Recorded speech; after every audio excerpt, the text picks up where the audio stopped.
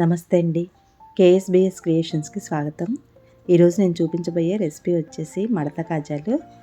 ఒకసారి ఈ విధంగా చేసుకోండి, చాలా బాగా వస్తాయి. చక్కగా జ్యూసీగా వస్తాయి, పొరలు పొరలుగా వస్తాయి, కొంచెం క్రిస్పీగా లోపల మెత్తగా వస్తాయి. ఒకసారి ట్రై చేయండి ఈ విధంగా. దీనికోసం ముందుగా మిక్సింగ్ బౌల్లోకి 1 కప్పు మైదా పిండి తీసుకోవాలి, కొద్దిగా సాల్ట్ వేసుకోవాలి, కొంచెం నెయ్యిని తీసుకొని కరిగించి వేసుకోవాలి.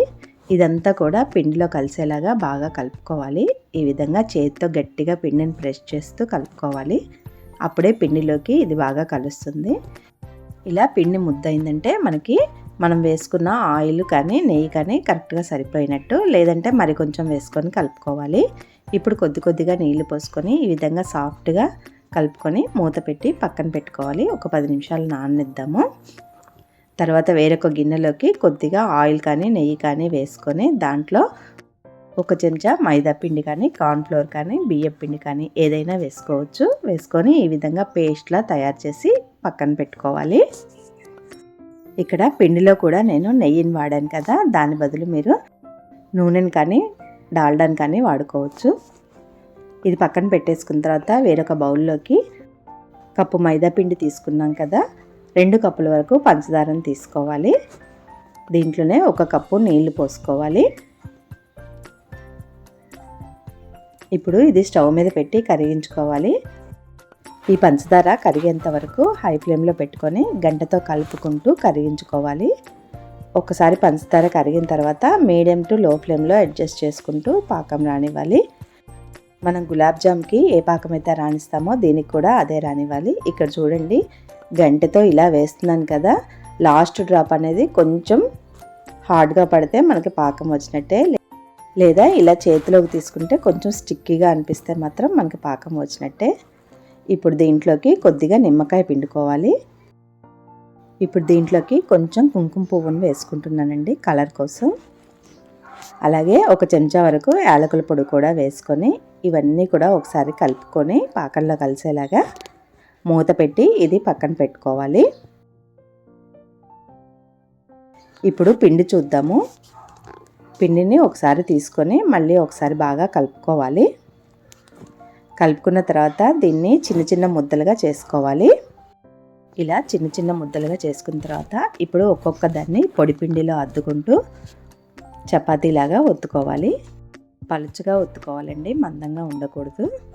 ఇలానే రౌండ్గా పల్చగా ఒత్తుకోవాలి అన్నీ కూడా. ఇలా ఒత్తుకున్న తర్వాత ఇప్పుడు ఒక దాని మీద మనం ముందుగా తయారు చేసుకున్న పేస్ట్ ఉంది కదా, ఆ పేస్ట్ని వేసుకొని చేత్తో ఇదంతా స్ప్రెడ్ చేసుకోవాలి. ఇలా చేసుకున్న తర్వాత దీని మీద ఇంకొకటి వేసుకోవాలి. మనం ఒత్తుకున్న చపాతీలను ఒకదాని మీద ఒకటి ఈ విధంగానే ఒకటి వేసి మళ్ళీ పేస్ట్ రాసుకొని మళ్ళీ ఇంకొకటి వేసుకోవాలి. ఈ విధంగా ఇలానే 4-5 చపాతీల వరకు వేసుకోవాలి. మనం ఎన్ని చపాతీలు వేసుకుంటే మనకి పొరలు అంత ఎక్కువగా వస్తాయండి.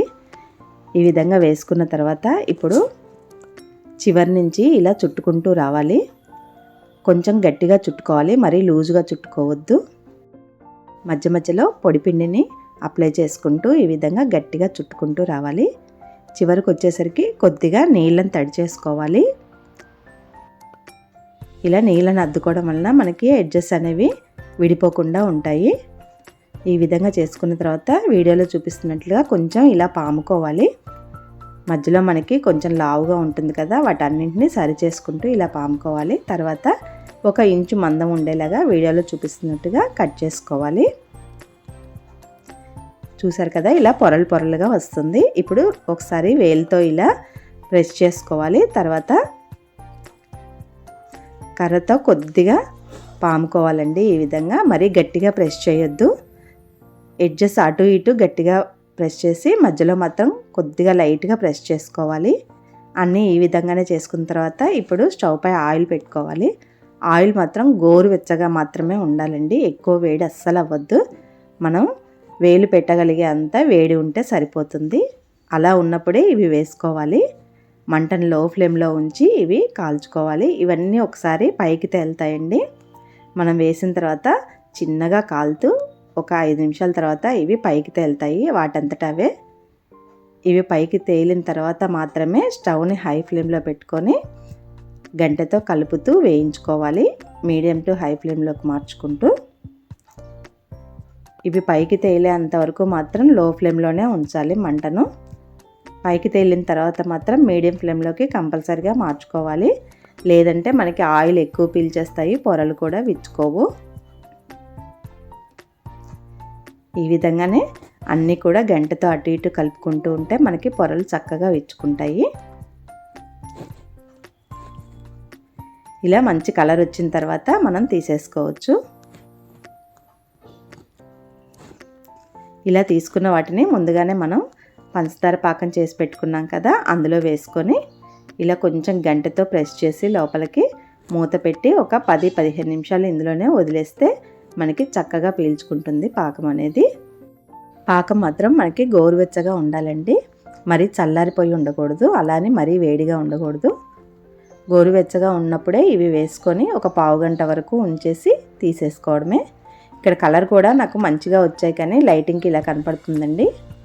ఇక్కడ చూసారు కదా, జ్యూసీగా చాలా చక్కగా పీల్చుకున్నాయి పంచదార పాకాన్ని. పైన కొంచెం క్రిస్పీగా వచ్చాయి, లోపల మాత్రం సాఫ్ట్గా జ్యూసీగా వచ్చాయండి. ఇందాక నాకు లైటింగ్ వల్ల కలర్ కొంచెం డార్క్గా కనిపించాయి, అసలు కలర్ ఇవ్వండి. మీరు కూడా ఈ విధంగా ఒకసారి ట్రై చేయండి, నచ్చితే లైక్ చేయండి.